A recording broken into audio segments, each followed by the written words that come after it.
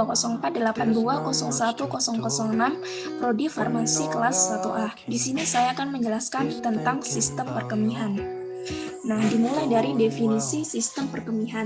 Sistem perkemihan adalah sistem organ yang berperan penting dalam melakukan ekskresi dan melakukan eliminasi sisa-sisa hasil metabolisme tubuh. Selanjutnya yaitu fungsi sistem perkemihan. Nah, fungsinya yang pertama yaitu menghasilkan urin dengan menyaring sisa pembuangan tubuh dan air berlebih dari darah. Yang kedua, menghasilkan cairan pembuangan yang disebut dengan urea, serta menjaga keseimbangan air, natrium, dan kalium. Urea sendiri diproduksi saat makanan yang mengandung protein dipecah dalam tubuh.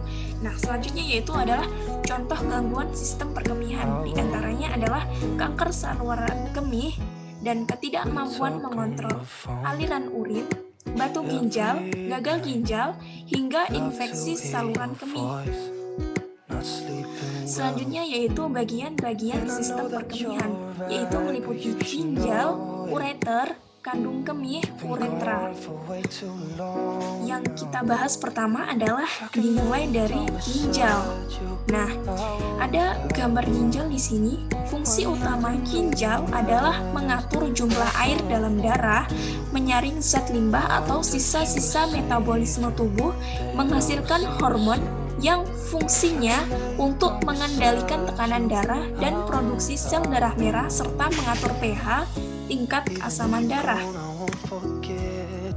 Nah, selanjutnya itu adalah hormon yang diproduksi oleh ginjal, meliputi renin, eritropoietin, dan kalsitriol.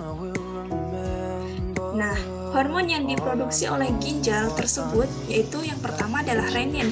Nah, renin ini adalah hormon yang terkait dengan tekanan darah.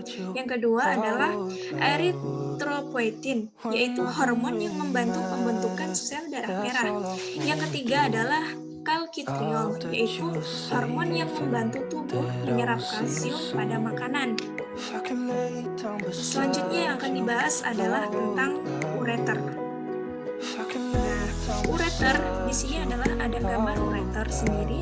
Nah, ureter adalah bagian dari sistem urinaria yang berbentuk menyerupai saluran pipa ataupun tabung yang fungsinya untuk mengalirkan urin dari masing-masing ginjal dan untuk ditampung di kandung kemih.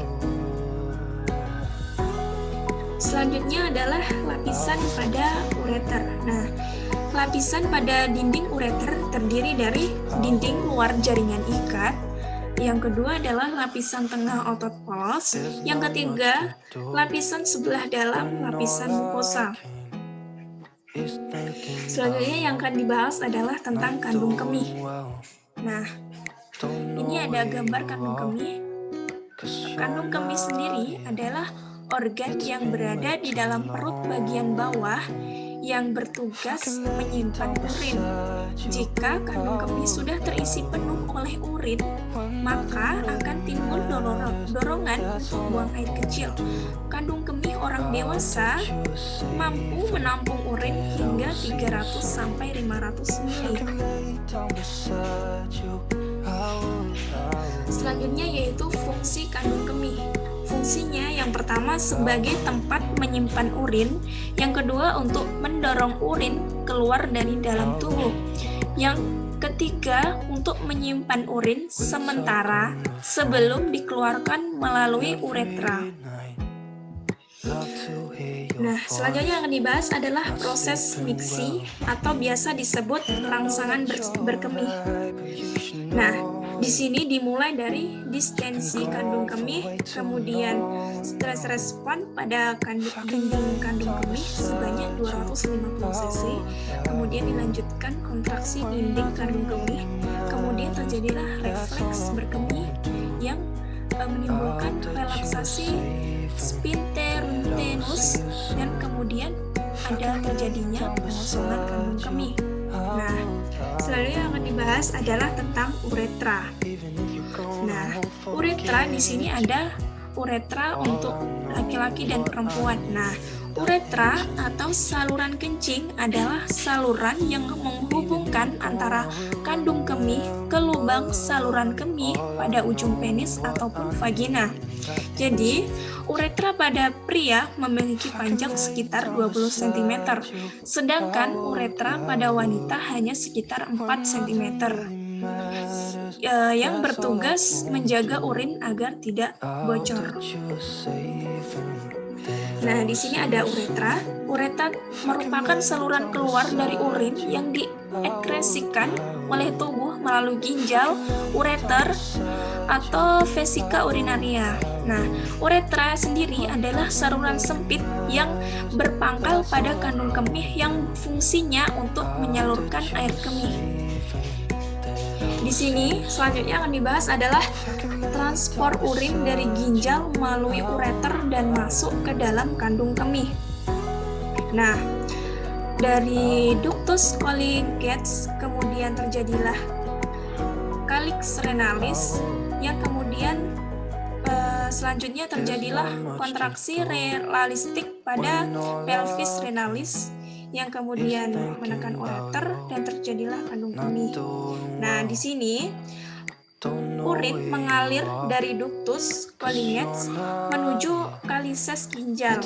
Urin merenggangkan kalises dan meningkatkan aktivitas vasekamer yang kemudian akan memicu kontraksi peristilistik yang menyebar ke pelvis ginjal dan arah ke bawah di sepanjang ureter. Dengan demikian, hal ini akan memaksa urin mengalir dari pelvis ginjal ke arah kandung kemih.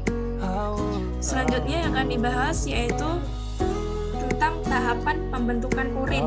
Nah, di sini tahapan pembentukan urin ada 3, yaitu penyaringan atau biasa disebut dengan filtrasi, kemudian reabsorpsi yaitu penyerapan kembali, dan selanjutnya yang terakhir adalah augmentasi.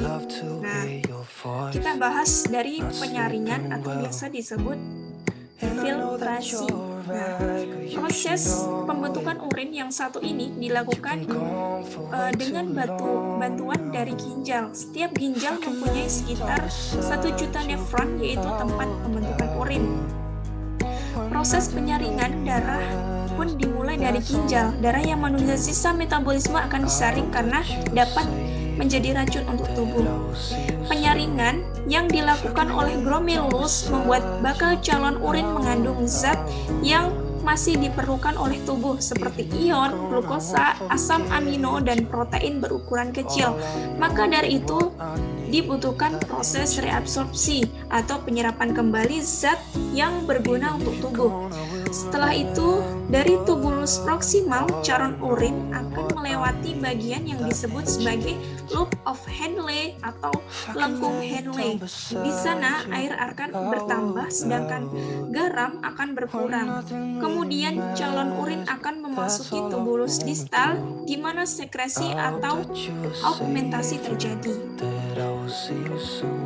Selanjutnya yang akan dibahas adalah cara menjaga sistem perkemihan.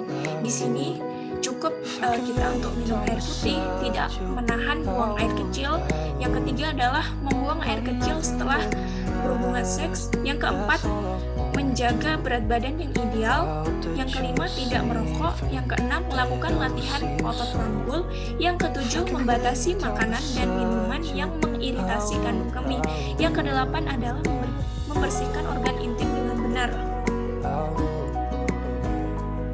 Sekian yang bisa saya sampaikan. Saya ucapkan terima kasih. Saya akhiri. Wassalamualaikum